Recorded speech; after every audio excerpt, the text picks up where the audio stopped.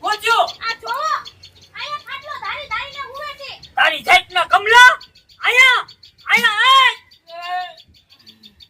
અવાજ ગાયલો છો ક્યાં હું તો છો તું જો આયા જો ખાટલામાં હું તો ઉતરે ત્યાં હું તો ખાટલામાં હું તો ઊભો થાવું છે કે નથી થાવું ઊભું હા ઊભું થાવું છે કે નથી થાવું હા તારું ઘર છે આ તારું ઘર